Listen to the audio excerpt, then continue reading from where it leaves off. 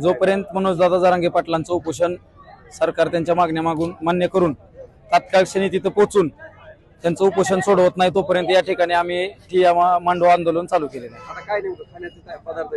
काय नाही, फक्त आम्ही इथं काय असे चोचले पुरवायला आलेलो नाही एकमेकाची, फक्त पोटाची खळगी भरण्यासाठी फक्त भात केलेला आहे आणि तेच खाऊन आमचा माणूस तिथं उपाशी मरतोय। परंतु सर्वांचीच तेवढी शारीरिक कॅपॅसिटी नसते, ह्याचं भान राखून आपण या ठिकाणी सर्व मराठा बांधवांना, बाकी इतर समाजाच्या बांधवांनी देखील मदत म्हणून जेवणाचं इथं नियोजन केलेलं आहे। बैलगाड्या मोठ्या प्रमाणात आहे, कसं बैलाचं आपण नियोजन करतो?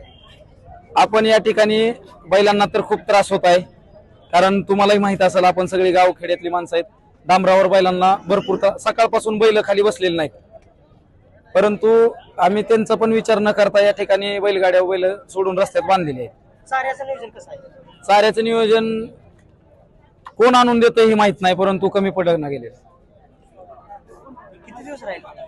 जोपर्यंत मनोजदादांचं आंदोलन संपत नाही, मराठा आरक्षणाची मागणी पूर्ण होऊन तात्काळ मुख्यमंत्र्यांनी आजच्या आज तिथं पोहोचून उद्या विशेष अधिवेशनाची घोषणा करावी, हे आंदोलन आम्ही इथल्या इथं थांबवू, अन्यथा हे आंदोलन थांबणार नाही, वरची वर चिघळत जाईल आणि त्यास जबाबदार प्रशासन राहील।